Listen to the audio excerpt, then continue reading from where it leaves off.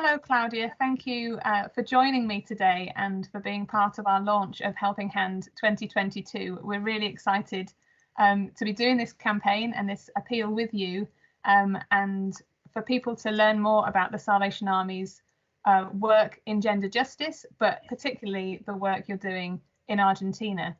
So before we get into all of that, I'd love to know what your role is with the Salvation Army and how long you've been doing it. Well, I'm currently the project officer for South America East Territory, but I think currently this role is known as Territorial Development Officer. So basically I deal with all kinds of projects from community, MS, small projects. And I have been doing this work for 20 years.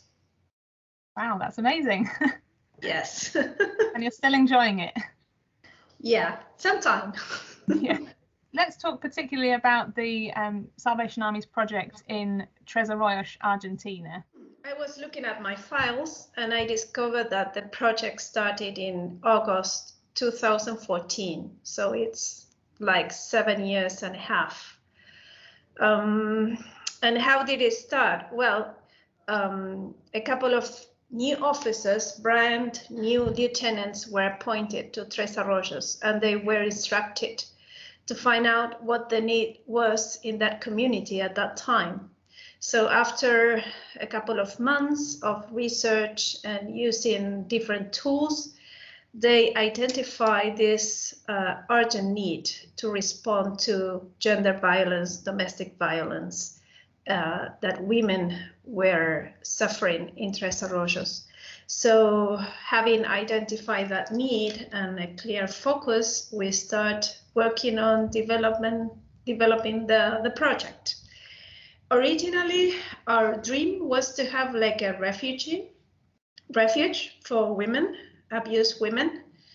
But then after some kind of difficulties, partly because of lack of resources, but also in terms of the government and the laws and everything, we decided to set up like a non-residential program for abused women.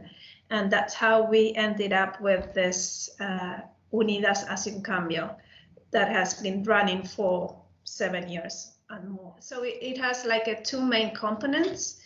And the main component is for women, and the kind of support we offer to the women is really integral. First, we have the group therapy sessions for women. It's a space for mutual help for women. And these spaces are coordinated or facilitated by the local psychologist with the assistance of the social worker and the core officer. Also, we offer practical help to the women, for those especially who are struggling with basic needs that they need to cover in their families and they don't have resources. But also we have been working a lot with training skills in order to empower them and really help them in this area of economic independence. That is really one of the main reasons why they keep on inside the circle of violence.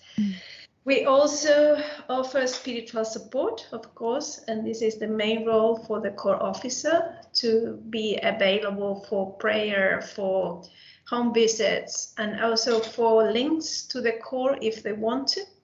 And also a really strong part of this is the reconnection of these women with the social net in terms of referrals with different offices in the government, but also with families that have been disconnected for a lot of years. And so this part of referrals and reconnection is also very important. So that's the whole of the integral care we offer to the women.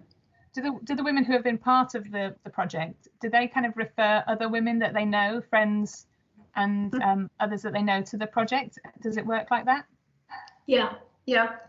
The ways of referral into the program are basically, like you said, that a woman that talks to a friend or something in her family that are struggling with the same issue, and they say, hey, why don't you come here, that you will get support, you will get help. And also we work with other agencies in the city that they know us, and really it's a huge network. And we get referrals from the municipality, from the police station, from the local hospital, etc. You mentioned that one part, working alongside the women, is one part of the project, but there's also another part called Learning Through Play, which I understand supports children. So can you tell us about that element of the project? Yeah, that's the second component, and it's a recreational program for children between 7 and 14 years old. And this program has a clear focus on violent behavior, and all the activities aim to address the issue. Basically is to recognize and understand for the children of these violent behaviors in order not to repeat the story they lived at home.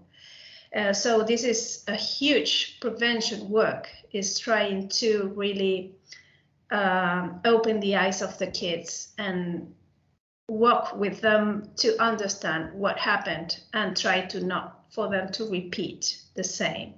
So something very funny that happened when we first planned the project, we planned this part of this component for the children of the women. But then it happened otherwise, on the other side. And as the program started running, we first contacted children, and through the work with children, we identified potential women for the women's component. So something we think in a way, it turned to be opposite, but it worked out very well in the end. Yeah, that's great that you were able to kind of be flexible and sort of meet the need that was there and that was kind of arising. Why do you believe that it's important for the Salvation Army to be working with women and their families in this way?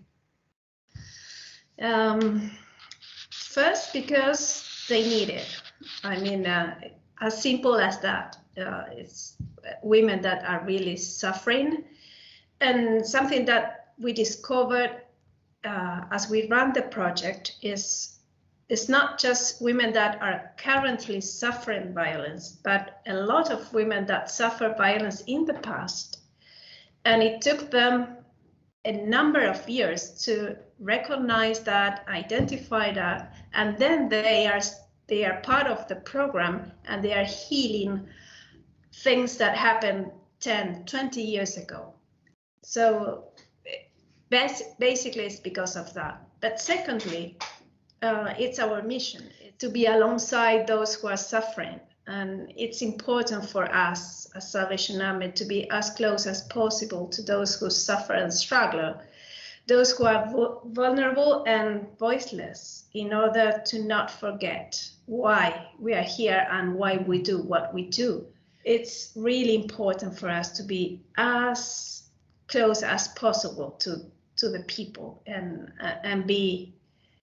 keep our flame and keep our love alive. So when it comes to the future of this project and the future of this area of work for the Salvation Army, what are your hopes? What are your dreams?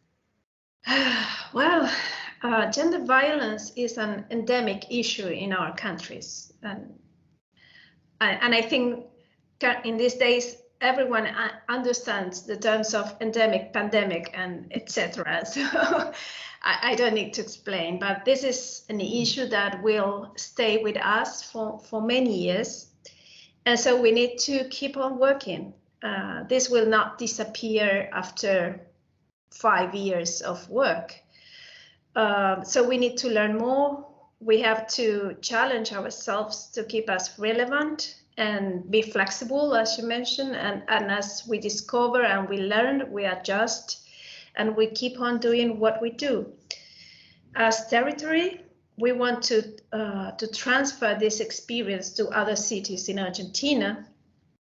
So this is part of the program department strategy to take this lesson learned and start and open new ministries in other cities. And for example, we have a spin-off. This year there is a mission support project that the UK is also funding. The name is You Can Do It Woman, and it's in Bahía Blanca, which is 2,000 kilometers from Tres Arroyos. And it will not be the same, but the basis of the program is very similar, because they will work with vulnerable women, empower them, giving them training skills, and the team will be similar with a psychologist and a social worker. So I think this is gonna spread over the territory, and we will keep on learning.